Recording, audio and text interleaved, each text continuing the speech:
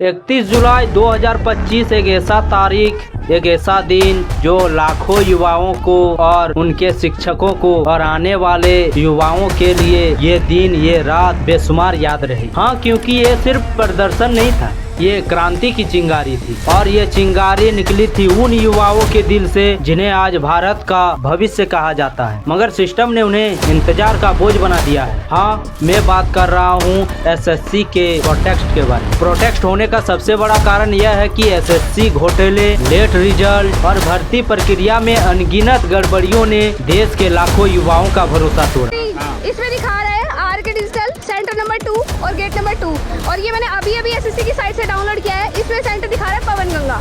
On the spot centre change किया है इन लोगों ने, ऑन द स्पॉट। अब मैं वहाँ जा भी नहीं सकती हूँ, इतनी दूर यहाँ से वहाँ तक पहुँचना। मेरा सरकार से सीधा सवाल ये है कि जो आपने हर भाषण में रोजगार का ढोल पीटते थे, आखिर वो रोजगार कहाँ गए?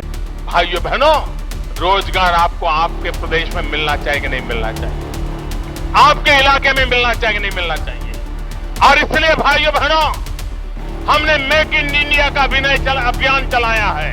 क्या आपने एक बार भी उन छात्रों की आंखों में झांक कर देखा है जो हर दिन ये सोचकर सोते हैं कि आज पेपर सही होगा या पेपर फिर लीक हो जाए? सरकार ने तो बड़े बड़े दावे करके बैठे थे, हम ये करेंगे, हम वो करेंगे, हम 2 करोड़ युवाओं को नौकरियां देंगे। कौन सा गुनाह करके क्यों खड़े हो सर? नहीं सर, सारे बच्चे रो रहे हैं सर हमारे। ये जो हुआ है, हर एक बच्चे को, हर एक टीचर को, हर एक संस्थान को, हर एक टेलीग्राम ग्रुप में सबको बोलो कि तुम्हारी हक की लड़ाई है, जंतर मंतर पहुंचो। सरकार बदलनी पड़े, सरकार बदल देंगे, लेकिन न्याय नहीं सहेंगे। विपक्ष से भी मेरा सीधा सवाल ये है कि आप हर मुद्दे पे ट्वीट करते हैं। अगर कहीं नदी का पुल टूट जाता है तो आपका ट्वीट आने में 1 सेकंड की भी देरी नहीं होती है, लेकिन जब आपकी देश की युवा तपती जमीन पर खड़े चीख रहे हैं तो आपको सुनाई नहीं दे रही है, ना ही आपको दिखाई दे रही है। क्या हमारे देश को शिक्षा की जरूरत नहीं है? क्या सच में हमारा जो देश है वो लोकतांत्रिक देश है क्या? आज ढेरों सवाल होंगे और जवाब आप सबको देना पड़ेगा। और मेरा सवाल एसएससी वालों से ये है कि आखिर क्यों बार बार पेपर लीक, बार बार कोई न कोई नई गड़बड़ियाँ? इसमें दिखा रहा है आरके डिजिटल सेंटर नंबर 2 और गेट नंबर 2, और ये मैंने अभी एसएससी की साइट से डाउनलोड किया है। इसमें सेंटर दिखा रहा है Pawan Ganga. On the spot centre change किया है इन लोगों ने, ऑन द स्पॉट। अब मैं वहाँ जा भी नहीं सकती हूँ, इतनी दूर यहाँ से वहाँ तक पहुँचना मेरे लिए इम्पॉसिबल है। युवा जवाब चाहती है, आखिर क्यों वर्षों तक रिजल्ट जो है वो लटकते रहते हैं? आखिर क्यों नियुक्तियां जो है वो ठप पड़ी रहती है, जबकि सरकारी दफ्तरों में खाली कुर्सियां धूल खा रही है? हाँ, ये सिर्फ जॉब का मसला नहीं है, ये एक पूरी पीढ़ी के भविष्य का सवाल है। लेकिन इतना कुछ हो जाने के बाद भी हमारे देश के युवाओं को लगा कि यहाँ कोई नेता मंत्री नहीं आ पा रहे हैं तो शायद हमारे संसद भवन में इसकी चर्चा जो है वो जरूर होगी। लेकिन जब देश के युवा न्यूज खोलकर देखते हैं तो संसद भवन में कुछ और ही चल रहा होता है। वहाँ बताया जा रहा है महामहिम को जो समोसा कहीं इतना बड़ा है तो कहीं इतना छोटा है, कहीं फलाने के दुकान में समोसा के साथ सॉस दिया जाता है, यहाँ के दुकानों में समोसा के साथ सॉस नहीं दिया जाता।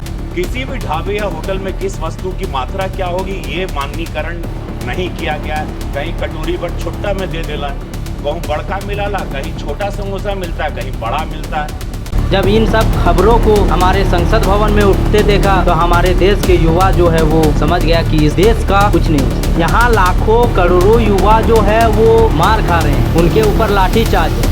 किसी शिक्षक का पैर टूट रहा है तो किसी शिक्षक का हाथ टूट रहा है। लेकिन इन नेताओं को ना तो इनसे कोई मतलब है, ना तो कोई शिक्षा से मतलब है, और ना ही कोई धरना प्रदर्शन से मतलब। इनको तो सबसे बड़ा दिक्कत का बात ये लग रहा है कि कहीं समोसा बड़ा क्यों है और कहीं समोसा छोटा क्यों है। आखिर दाम एक ही है तो समोसा बड़ा छोटा क्यों? सही बात है भाई, लेकिन जो पर्दे के पीछे युवा जो है वो रो कर चिल्ला कर वो बता रहे हैं, उन शिक्षकों को अरेस्ट कर लिया गया, उन शिक्षकों को 4 से 5 घंटा गाड़ी में घुमाया गया।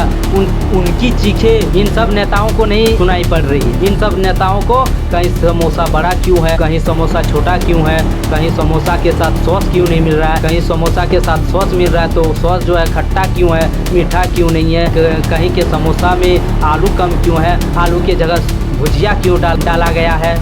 बस इसी पे हमारा देश जो है, यहीं पे हमारा देश विश्व गुरु बनने की ओर लाइन पे कतार पे खड़ा है। आज़ादी के इतने साल हो गए लेकिन हमारा देश जो है विश्व गुरु बनने की राह पर है, लेकिन किसी को ये पता नहीं कि कब बनेगा और कैसे बनेगा। हाँ, ये वही भारत के युवा है साहब, जिसने लॉकडाउन में भी उम्मीद नहीं छोड़ी, जिसने नोटबंदी, कोरोना और कटौती के बावजूद भी कभी कोचिंग नहीं छोड़ी। सरकार, विपक्ष, आयोग सबको जवाब देना हो, क्योंकि ये पीढ़ी अब चुप नहीं बैठेगी। इनकलाब की गूंज सिर्फ नारे तक नहीं रहेगी, अब बदलाव चाहिए और तुरंत चाहिए। तो आप सबसे मेरा विनती है, आप सबसे मेरा गुजारिश है, अगर कि ये वीडियो कभी भी किसी भी कारणवश उड़ सकता है या उड़ा दिया जा सकता है, तो जितना भी जल्दी हो सके इस वीडियो को ज़्यादा से ज़्यादा लोगों तक शेयर करें। मैं इस वीडियो पे ना ही बोलूँगा कि इस वीडियो पे आप लाइक करो और ना ही मैं बोलूँगा कि इस चैनल को सब्सक्राइब करो। सिर्फ आप सबसे हाथ जोड़कर विनती है कि आप इस वीडियो को ज़्यादा से ज़्यादा लोगों तक शेयर करो, क्योंकि ना ये सरकार हमें काम आने वाली है, ना ही हमें ये विपक्ष काम आने वाले हैं और ना ही ये हमारी आयोग काम आने वाली है। तो चलिए मिलते हैं इसी तरह के नेक्स्ट वीडियो में, तब तक के लिए जय हिंद, जय भारत, वंदे मातरम। आप इतना डरते क्यों यार? सेशन चल रहा है।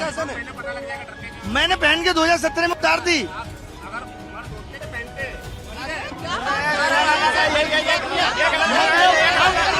मर्दानगी के लिए Wake up to reality.